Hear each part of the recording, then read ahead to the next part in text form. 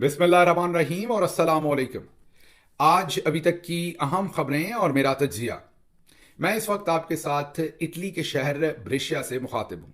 आपके सामने सबसे पहले तो ये दरख्वास्त रखनी है कि फरवरी की 2 तारीख को दोपहर 12:30 बजे इटली के शहर ब्रेशिया में हज़ारों अफराद पर मुश्तमिल एक बहुत बड़ी रैली, एक बहुत बड़ा एहतजाज होने जा रहा है।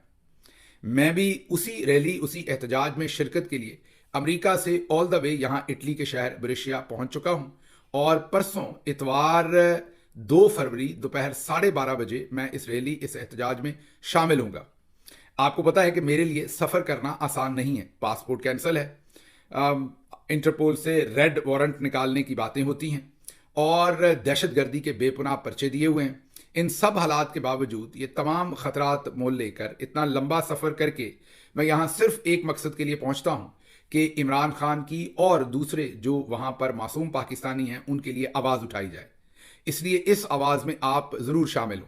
अब आप कहते हैं कि ऐसे एहतजाज का क्या फ़ायदा होना है, कोई नतीजा तो निकलता नहीं। अगर आप आजकल में ही देखें तो जो यूरोपीय यूनियन का वफ्द है वो पाकिस्तान में है और उसने जनरल आसिम मुनीर साहब को मिलके, पाकिस्तान के फॉरेन मिनिस्टर को मिलके और पाकिस्तान के चीफ जस्टिस को मिलके ये वाज़े वार्निंग दी है कि अगर आपने ये मिलिट्री कोर्ट्स और ये जो कुछ हो रहा है, पीका कवानीन, आज़ादी इज़हार राय, इमरान खान के साथ जो कुछ और जो भी अदालती तरीके से इंसाफ का कत्ल हो रहा है, ये आपने बंद ना किया तो जीएसपी प्लस आपका बंद कर दिया जाएगा। सिर्फ यही नहीं, आने वाले वक्त में इन तमाम शख्सियात के ऊपर सफरी पाबंदियां भी यूरोपीय यूनियन से लग सकती हैं। इसलिए अगर आप इन दिनों में या अमूमी तौर पर भी एक तवाना आवाज़ उठाएंगे तो यूरोपीय यूनियन का वफ्द जो इस वक्त पाकिस्तान में है उनको भी पता चलेगा और जो आने वाले वक्त में वफ्द जाने वाले हैं उनको भी एक सख्त और तगड़ा मैसेज आपकी तरफ से जाएगा। और जब एक तगड़ा और सख्त मैसेज जाएगा तो फिर वैसा ही तगड़ा और सख्त मैसेज जो है वो आगे डिलीवर करेंगे। इसलिए मेरी आपसे गुजारिश है कि 2 फरवरी 12:30 बजे दोपहर इटली के शहर ब्रेशिया में आप मेरा साथ दीजिए। मेरी उससे पहले और उसके बाद इटली के बहुत सारे जो मेंबर पार्लियामेंट्स हैं, इंसानी हकूक़ की तंजीमें हैं और भी जो इम्पोर्टेंट ऑफिस हैं उनमें भी मुलाकातें हैं। मैं आपको उनके बारे में भी आगाह करता रहूँगा। अब आते हैं आज की खबरों की तरफ। आज की जो सबसे पहली खबर आपके सामने रखनी है वो इस्लामाबाद हाईकोर्ट से है और ख़बर ऐसी है कि वो army chief general Asim Munir, DG ISPR और डीजी आईएसआई उनके लिए बहुत ही बड़ी मुश्किल खड़ी कर रही है। इस खबर को देने के बाद मैंने आपके सामने डीजी आईएसपीआर की एक्टिविटीज़ भी रखनी है जो उन्होंने कराची में अदा की हैं, वो भी बहुत ही इंटरेस्टिंग है, उनको भी ज़रूर सुनिएगा। लेकिन पहले जो इस्लामाबाद हाईकोर्ट में इनके साथ हुआ है वो आपको बताते हैं। इस्लामाबाद हाईकोर्ट में अब अपील आई है। जो लोगों को 5-5 साल की सज़ा सुनवाई गई थी ट्रायल मुकम्मल करके इंसदादे दहशतगर्दी की अदालत से, मैंने आपको बताया मेरे पे भी बीसियों दहशतगर्दी के पर्चे दे रखे हैं और अब जब आप इंटरनेशनल एयरपोर्ट्स पर जाते हैं, दूसरी जगहों पर, तो वो आपको दहशतगर्द समझ लेते हैं कई दफ़ा, क्योंकि इतने मुकदमे हैं आपके खिलाफ। और फिर उनको भी पूछना पड़ता है कि भाई साहब आप दहशतगर्द तो नहीं हैं। पूरी तफसील और इनकी पूरी करतूत सामने रखनी पड़ती है, फिर जाके उन्हें पता चलता है कि असल मामलात हैं क्या। भारत वापस आते हैं कि ये 2 लोगों की अपील लगी थी, 2 मुल्जमान की, जिनको इंसदादे दहशतगर्दी ने 9 मई के मुकदमात में पुलिस पर हमला, कार सरकार के अंदर दखल अंदाजी, 144 की खिलाफ वर्जी करने पर इनको 5-5 साल की सजा दे रखी थी। जब अदालत के सामने ये मुकदमा आया, इस्लामाबाद हाई कोर्ट के सामने, नीचे तो ये मैनेज करवा लेते हैं, जब वो मुकदमा आया तो जस्टिस मोहसिन अख्तर कियानी और जस्टिस इसहाक इस मुकदमे को सुन रहे थे। उन्होंने पूछा कि आपने इन लोगों को तशद्दुद करने पर सजाएं दी हैं, तो इनसे तशद्दुद करने का कोई हथियार बरामद हुआ, कोई डंडा, कोई हथियार? क्योंकि जो फौजदारी मुकदमा होता है उसमें जो भी एविडेंस मिले, जो भी चीज़ हो, वो सब रिकॉर्ड पर रखी जाती है। तो पुलिस का जवाब था, प्रोसिक्यूशन का जवाब, बल्कि प्रोसिक्यूशन का जवाब था कि नहीं। तो जज साहबान ने कहा फिर कैसे साबित कर रहे हैं आप इनका तशद्दुद? फिर उन्होंने अगला पूछा कि 144 को, कार सरकार में दखल अंदाजी, 144 की खिलाफ वर्जी पर आपने इन्हें 3-3 और 5-5 साल की सजाएं दे दी हैं। ऐसी सजा पहले आपने कभी होते देखी है इन जराइम के ऊपर? उन्होंने कहा कि आपके पास सबूत काफी नहीं है। दोनों को रिहा करने का फौरी तौर पर उन्होंने फैसला कर दिया है। और वो जो पूरा 9 मई का बयानिया था, पहले भी बहुत दफा उड़ चुका, लेकिन ये हाई कोर्ट में पहली दफा उड़ रहा है। जी हाँ, पहले इससे पहले लोअर कोर्ट्स में ये सेशन कोर्ट्स के लेवल पर उड़ता रहा है। आपको हमने शब कदर की बात बताई थी, मालाकंड की बात बताई थी, पेशावर की अदालत की बात बताई थी, सरगोदा में जज अब्बास की अदालत की बात बताई थी, और जो लाहौर के अंदर जज साहब हैं सदात दहशतगर्दी के, उनकी अदालत की बात बताई थी। और अब ये पहली दफ़ा मुल्क की एक हाई कोर्ट ने जो है उस सारे के सारे बयानिए को रद्दी की टोकरी में फेंक दिया है। जनरल आसिम मुनीर साहब और उनके दूसरे साथियों के लिए ये बहुत बड़ी हजीमत है। उसकी वजह यह है कि उन्होंने तो इसके बारे में, याद होगा आपको, वो मैडम रोलेक्स और सबको बिठा के कहा था कि इररिफ्यूटेबल एविडेंस है। आज हाई कोर्ट मांगती रही, क्योंकि हाई कोर्ट फोरम है जहां पर आपने देखा इमरान खान साहब को भी नीचे से ये कभी जज दिलावर, कभी फलाने जज से, कभी फलाने से ये सजाएं दिलवा लेते हैं, लेकिन ऊपर जब हाई कोर्ट में जाते हैं तो वहां जजेस को खरीदना बेचना उतना आसान नहीं है। इसीलिए अब ये अपनी मर्जी के जजेस लगवाना चाहते हैं, और दो तो ले आए हैं, जस्टिस मिनहास जो एडिशनल जज बनाए हैं, और जस्टिस आजम खान, उनको एडिशनल जजेस बनाया गया, और उन्हीं के सामने इमरान खान के मुकदमात रख दिए गए हैं।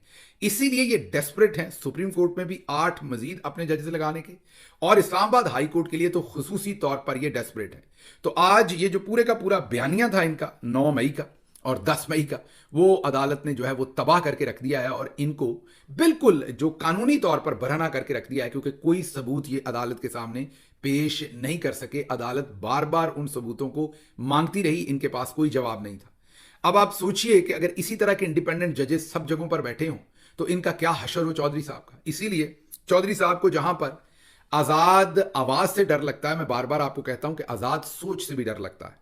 वो आजाद सोच सहाफी की भी हो सकती है, जज की भी हो सकती है, वकील की भी हो सकती है। अब ये जो जजेस हैं ये आजाद मंच है। अब इन्हीं 5 जजेस ने एक खत भी लिख दिया है। वो खत भी बहुत ही अहम है, और वो खत उन्होंने लिखा है जिसमें उन्होंने ये तकाजा किया है कि जो इस्लामाबाद हाई कोर्ट के चीफ जस्टिस हैं वो इस्लामाबाद के हाई कोर्ट के जजेस में से ही बनाया जाए।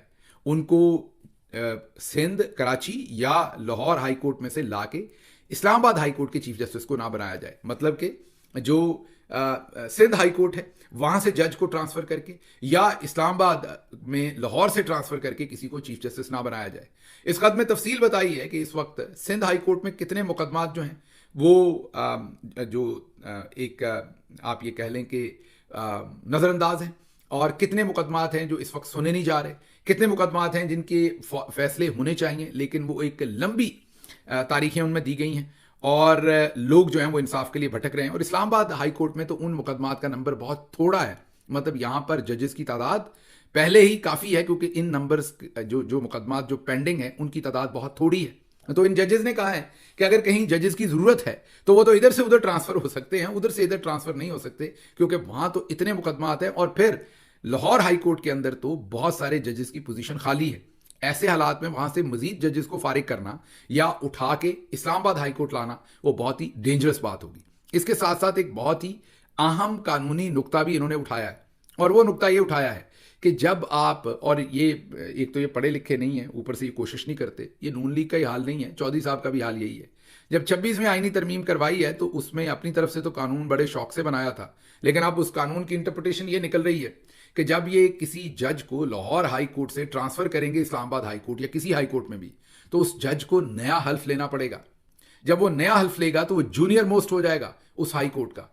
जब वो जूनियर मोस्ट हो जाएगा तो जाहिर है वो चीफ जस्टिस नहीं बन सकेगा। और हमने आपको ये खबर कई हफ्ते पहले ये दे दी थी कि जस्टिस सरफराज डोगर को लाहौर हाई कोर्ट से लाके इस्लामाबाद हाई कोर्ट में चीफ जस्टिस बनाया जाना है। अब जो मौजूदा हालात है जिसमें हमने आपको बताया कि आइन का तकाजा ये है कि वो दोबारा से हल्फ लें, तो अब लगता है कि इसी तनख्वाह पर काम करेंगे, और जस्टिस सरफराज डोगर को फिर शायद ना ला सके। कोशिश अभी तक तो है, अब तो सारा मीडिया खबर दे रहा है, पहले तो हमने दी थी, अब तो जजेस को भी पता चल गया, इसीलिए उन्होंने 5 जजेस ने खत भी लिख दिया है। इसमें 6 जजेस जो थे जिन्होंने पहले खत लिखा था, उन्हीं में से ये 5 जजेस हैं। एक जज साहब शायद मौजूद नहीं होंगे और उनके दस्तखत नहीं है, बाकी 5 जजेस उन्हीं 6 जजेस में से हैं जिन्होंने पहले भी खत लिखा था। और पहले खत उन्होंने ISI के खिलाफ लिखा था कि हमें हरास किया जाता है, हमारी वीडियोस बनाई जाती हैं, हमारे अहले खाना को हरास किया जाता है। तो अब इन जजेस ने बिल्कुल तबल बजा दिया, एक दफ़ा दोबारा दिलेरी के साथ खड़े हैं, इनकी सताइश बनती है, पूरी कौम को इनके साथ खड़े होना चाहिए। जब आप कहते हैं कुछ बाकी नहीं बचा, तो आप सिर्फ इन जजेस को देख लिया कीजिए। हालांकि इनका तो जो अपना इंस्टीट्यूशन है उस पर जस्टिस लानत की तरह के और अब जस्टिस अफरीदी की तरह के लोग बिठाए हुए हैं, जो इन तमाम हालात में जब ह्यूमन राइट्स की सख्त तरीन वायलेशन हो रही है वो इस चीज़ पर मीटिंग्स कर रहे हैं कि पार्किंग सुप्रीम कोर्ट की जो है उसमें दाखिला किस तरफ से होगा, और वो इस चीज़ पर मीटिंग कर रहे हैं कि सुप्रीम कोर्ट का इंस्टाग्राम अकाउंट जो है वो ज़्यादा एक्टिव करना है, फाल करना है। उनकी प्रेफरेंसेस ये हैं। तो उसके बावजूद कि इनके इदारे को मुकम्मल लूट लिया गया है, फिर भी आप गौर कीजिए इन जजेस का जो अकीदा है अपने रब के ऊपर, जो इनका ईमान है और जो इनको लगता है कि इन्होंने सच के साथ खड़े होना है, वो इतना तगड़ा है कि इतने मुश्किल तरीन और अंधेरे माहौल के अंदर भी ये तगड़े होकर खड़े हैं और इंसाफ की राह को नहीं छोड़ रहे, हालांकि इनके ऊपर हर तरह का दबाव है। अब अगली खबर की तरफ चलते हैं। वो खबर जो है वो भी इसी से रिलेटेड है, और वो है इमरान खान साहब ने खत लिखा है चीफ जस्टिस याया अफरीदी को। साथ साथ उन्होंने जस्टिस अमीनुद्दीन जो आईनी बेंच के सरबराह हैं उनको भी खत लिखा है। ये खत जो है जब पहले इमरान खान साहब के वकील देने गए नईम हैदर पंजोता, तो ये खत रजिस्ट्रार ने लेने से इनकार कर दिया। ये हमारी इत्तला है, हमें नईम साहब से तो पता नहीं चला। हमारी जो इत्तला है वो ये है कि जब नईम साहब ये खत देने गए तो इनको वसूल करने से रजिस्ट्रार सुप्रीम कोर्ट ने इनकार कर दिया। फिर इन खतों को टीसीएस किया गया। अब उसको तो इनकार नहीं कर सकते, वो तो रिसीव करना पड़ेगा। इमरान खान साहब ने पूरा कच्चा छट्टा खोला है अप्रैल 2022 से लेके अब तक का कि इंसानी हकूक की खिलाफ वर्जियां कैसे हुई, उन्हें गैर कानूनी तौर पर कैसे पकड़ा गया, 9 मई को क्या किया गया, 26 को क्या किया गया, इस वक्त जितने लीडरान जेलों में हैं, जो खवातीन के साथ किया गया, जो सहाफ़ियों के साथ किया गया, तमाम चीज़ें इमरान खान साहब ने खोल के इस खत में जस्टिस याया अफरीदी को लिख दी हैं। साथ साथ उन्होंने जस्टिस याया अफरीदी को यह भी कहा है कि सुप्रीम कोर्ट को जो कौम ने लामतनाही इख्तियारात दिए हैं वो इंसानी हकूक के तहफ़्फ़ुज़ के लिए दिए हैं। वो इसलिए नहीं दिए कि आप ऐसे हालात में खामोशी से मुंह दूसरी तरफ कर लें और इग्नोर करें और कौम को जो है वो इस सारी आग के अंदर सुलगता छोड़ दें। इसलिए अब ये जो खत है ये भी बहुत अच्छा काम किया इमरान खान साहब ने, इसको लिखकर अब सब कुछ रिकॉर्ड पर रख दिया है। अब कल को याया अफरीदी ये नहीं कह सकते कि मुझे तो किसी ने पुकारा नहीं था। पूरे का पूरा ढोल उनके गले में डाल दिया है। लेकिन दूसरी तरफ वो मीटिंग्स कर रहे हैं, अभी भी अटॉर्नी जनरल के साथ, वो अभी भी हुकूमती वजीरों के साथ मुलाकातें कर रहे हैं और जोड़ तोड़ हो रही है कि किस तरीके से आमिर फारूक को ऊपर लाना है और किस तरीके से जस्टिस मोहसिन अख्तर कियानी साहब को खुडे लाइन लगाना है और इस्लामाबाद हाई कोर्ट का हमने उन्हें चीफ जस्टिस से नहीं बनने देना। ये जोड़ तोड़ नीचे हो रही है। इन मामलात के अंदर आप खुद देख लीजिए कि मामलात किस तरफ जाएंगे जब सुप्रीम कोर्ट के चीफ जस्टिस जो हैं उनकी प्रायोरिटीज़ ये हैं कि इंस्टाग्राम का और ट्विटर का और फेसबुक का अकाउंट जो है वो सुप्रीम कोर्ट का ज़्यादा एक्टिव होना चाहिए, और पार्किंग लॉट जो है सुप्रीम कोर्ट की उसमें एंट्री जो है वो किस गेट से होनी है, वो ये मीटिंग्स कर रहे हैं, ये दौरे कर रहे हैं। और दूसरी तरफ मुल्क कहाँ पहुंचा हुआ है उस पर वाज़ेह खत लिखकर इमरान खान साहब ने ये ढोल अब इन दोनों के गले में डाला है और इनको चाहिए कि अवाम को रिस्पॉन्ड करें, क्योंकि उस खत में एक एक चीज़ जो है वो सच पर मबनी है। अगली खबर जो जैसे मैंने आपसे वादा किया था वो आपके सामने रखनी है, और वो है डीजी ISPR साहब की जो कराची में मसरूफियात है। इसमें एक बड़ी बारीक कार्रवाई डाली गई है, वो मैं बाद में बताऊंगा, लेकिन पहले आपको ये सुनवाते हैं मौलाना साहबान से। उन्होंने एक तो उलमा और मशाइख से मुलाकात की है, एक कराची में IBA के स्टूडेंट्स के साथ उन्होंने मुलाकात की। दोनों जगहों पर बारीक वारदात यही डाली है कि सवाल नहीं सुनवाए। जी हाँ, नगमा चलता है, तराना चलता है जब लोग सवाल पूछ रहे हैं और डीजी साहब जवाब देते हैं और पीछे तराना चल रहा है धड़ाधड़, और उसके बाद जब प्रोग्राम खत्म हो जाता है तो फिर मर्जी के स्टूडेंट्स को खड़े करके उनके इंटरव्यूज लिए जाते हैं कि आपकी डीजी के साथ इंटरेक्शन कैसी थी, और वो फिर जो चंद लोग अपने खुद साख्ता खड़े होते हैं वो डीजी साहब की फिर तारीफें करते हैं और उनको वीडियो में जारी किया जाता है। भाई अगर आपने असल इंटरेक्शन दिखानी है तो जो सवालों के ऊपर आपने म्यूजिक लगा रखा है वहीं पर असल इंटरेक्शन दिखा दें, समझ आ जाएगी कैसी इंटरेक्शन हुई है। लेकिन स्टूडेंट्स ने तो बेचारों ने चलें जो कहना था कहा। पता यही लगा कि ये दोनों मुलाकातें जामिया बनोरिया में हुई उलमा और मशाइख से, और IBA कराची में हुई स्टूडेंट्स के साथ। दोनों जगहों पर सोशल मीडिया का ही जो रोना है वो रोया गया और बताया गया कि कितना बड़ा अजाब है और सोशल मीडिया कितना बड़ा इस टाइम में एक फितना है और उसको हमने कैसे हैंडल करना है। उन्हीं के जो अगराज़ व मकासद हैं डीजी ISPR साहब के, वो सोशल मीडिया से उनकी जान जाती है, और उसी को उन्होंने उलमा से भी मदद मांगी है और कहा है कि इसको फितना करार दे दें, और स्टूडेंट्स को भी कहा है कि आप इसके खिलाफ हमारे साथ खड़े हो जाए। अच्छा, एक तो मैंने इंटरेस्टिंग बात आपको बारीक कार्रवाई बता दी कि डीजी साहब जब ये जरा एक छोटा सा देख ले, जब वो सवालात स्टूडेंट्स कर रहे हैं तो पीछे म्यूजिक चल रहा है, ये जरा देखिए, देखा आपने? तो ये तो कार्रवाई है। और बाद में फिर स्टूडेंट से उनके इंटरव्यूज बाद में मर्जी के स्टूडेंट्स को खड़े करके दिए गए। लेकिन एक चीज बड़ी इंटरेस्टिंग है, एक मौलवी साहब को तो बिल्कुल वो आगे ही निकल गए ज्यादा। उन्होंने कहा कि डीजी ISPR जो पहला ISPR था वो नबी करीम सल्लल्लाहु अलैहि वसल्लम ने बनाया था। माशाल्लाह, क्या कहने, इसके ऊपर मैं तज्जिया नहीं कर सकता, मेरे पर जलते हैं, इससे आगे मैं नहीं जा सकता। सिर्फ ये जरा सुन लीजिए मौलवी साहब क्या कह रहे हैं। पहला ISPR जो रसूलुल्लाह सल्लल्लाहु अलैहि वसल्लम ने बनाया वो 4 अफराद पे मुश्तमिल था। उस वक्त जो ज़राए अबलाग थे ना सर, वो 2 थे जिनके जरिए अपनी बात लोगों को कन्वे की जाती थी, अपना बयानिया बनाकर लोगों को उस बयानी पर लाया जाता था। एक थी शेर व शायरी के जरिए और दूसरा था खिताबत के जरिए। रसूलुल्लाह सल्लल्लाहु अलैहि वसल्लम ने 4 पहले ISPR के डायरेक्टर, डिप्टी डायरेक्टर और दीगर अफसरान में लेटेस्ट लैंग्वेज में समझाऊं ताकि हमारे यहाँ लोगों को ये बात समझ में आए कि ये पेशा कितना मुकद्दस है और कितनी अहम जिम्मेदारी। सुन लिया आपने।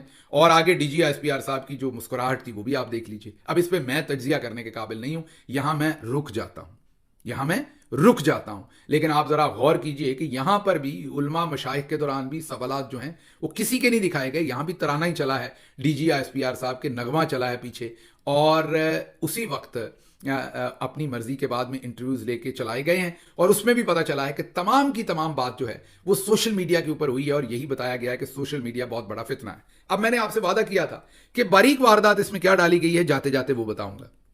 बारीक वारदात ये डाली गई है कि ये खबर रात 12 बजे के करीब रिलीज की गई है। आप दुरुस्त सुन रहे हैं। अभी जब मैं ये व्लॉग पाकिस्तान के इस वक्त जब मैं ये रिकॉर्डिंग कर रहा हूं तो 12 बज रहे हैं। इससे कुछ 10 मिनट पहले ये तती खबर आई है, अभी रिलीज की है। अब मैं क्योंकि मीडिया हैंडल करता रहा हूं, जो जरूरी खबर होती है या जरूरी इंटरेक्शन होती है उसको हम अगले दिन सुबह सुबह जारी करते हैं। कोई खबर भी, इस तरह की कोई खबर भी आप शाम 6 बजे भी जारी नहीं करते, क्योंकि 6 बजे तक मीडिया क्लोज हो चुका होता है, टॉक शोज आने वाले होते हैं। आप अगर खबर देंगे भी ना वो बुलेटिन में रन होगी और ना ही वो टॉक शो की जीनत बनेगी, क्योंकि जो 8 बजे और 10 बजे का टॉक शो है उसके टॉपिक सब कुछ जो है वो 4-5 बजे फाइनल हो जाते हैं। तो आपकी खबर, आप बेसिकली जिसके साथ दुश्मनी करनी हो ना, मतलब जिस बंदे की खबर को आपने ना लगने देना हो। फॉर एग्जाम्पल, अगर मैं प्राइम मिनिस्टर का स्पोक्स पर्सन हूं और किसी शख्स की प्राइम मिनिस्टर से मुलाकात हुई है और मेरा दिल है कि उसकी खबर को, उसकी मुलाकात को तरवीज ना मिले, तो मैं बाकी खबरें दिन में रिलीज कर दूंगा, उसकी मुलाकात जो है वो रात के 9-10 बजे रिलीज कर दूंगा। वो चल भी जाएगी और नहीं भी चलेगी, अगले दिन के लिए वो बासी खबर होगी और उस दिन के लिए वो लेट खबर होगी। तो ना वो उस दिन प्ले होगी ना अगले दिन प्ले होगी, वो खबर डेड हो जाएगी। तो ये एक तरीका वारदात होता है मीडिया के अंदर, किसी भी खबर को स्टॉल करके उस टाइम उसको रिलीज करना जब वो फारिग हो जाए। अब आप सोच रहे होंगे डीजी ISPR तो खुद इस इदारे के हेड हैं, तो उनकी वो ऑल द वे कराची गए, उन्होंने उलमा और मशाइख के साथ इतनी बड़ी सिटिंग की, फिर उन्होंने स्टूडेंट्स के साथ इतनी बड़ी सिटिंग की, तो फिर ये खबर रात के इस पहर क्यों रिलीज की गई है? ये तो सुबह सुबह रिलीज होनी चाहिए थी। ये सुबह 10 बजे इसका आइडियल टाइम था, 10 से 11 बजे के दरमियान रिलीज होती। पीछे से ब्रिगेडियर साहब तमाम चैनल्स को कहते कि डाल दें हेडलाइंस पे, ये टन टना टन चलती जनाब 12 बजे के। फिर ये जो लाइव होते हैं ज्यादा चैनल्स के ऊपर, कुछ चैनल्स तो बार बार लाइव करते हैं, ज्यादा चैनल्स 12 बजे लाइव होती है उनकी खबरें। 3 बजे ये मेजर जो उनके ब्रॉडकास्ट हैं या मेजर उनके बुलेटिन है, 12 बजे, 3 बजे, 6 बजे, 9 बजे, रात के 12 बजे, ये उनके मेजर बुलेटिन है। तो 12 बजे दोपहर के बुलेटिन में पहले वो चलती, फिर 3 बजे में चलती, फिर 6 बजे में चलती, फिर 9 बजे में चलती, फिर रात 12 चलती। उन्होंने वो रात 12 से भी 10 मिनट पहले छोड़ी, आई मीन रात 12 के भी बुलेटिन में शायद वो ना चले, सुबह 3 बजे के बुलेटिन में चलेगी और खबर फारिग हो जाएगी क्योंकि अगले दिन सुबह। तो अब आप सोच रहे होंगे ये क्यों किया? ये इसलिए किया है कि डीजी ISPR साहब की जिम्मेदारी लगी हुई है आर्मी चीफ की तरफ से कि आप जाएं स्टूडेंट्स को मिलें, आप जाएं उलमा मशाइख को मिलें, आप जरा थोड़ी रायामा मेरे लिए बेहतर करें। तो अब जिम्मेदारी के तहत तो वो जा रहे हैं, लेकिन आगे पता है जब वो मिलते हैं तो सोशल मीडिया में उनकी जो भी आपके सामने जो उनके साथ फिर बाद में उनको फीडबैक मिलती है, उससे डरते हुए बेचारे रात को खबर रिलीज कर रहे हैं कि बस मैं उधर अपने नंबर भी पूरे कर लूं आर्मी चीफ के सामने और यहां भी मुझे जो है वो मसाइल ना हो। तो ये वो बारीक कार्रवाई थी जो मैंने आपको बताया था कि मैं आपको बताऊंगा। खबरें और भी हैं, सुबह के व्लॉग में आपके सामने रखेंगे। फिलहाल मुझे यहां से इजाजत दीजिए। अल्लाह आपका हामी और नासिर हो। पाकिस्तान जिंदाबाद।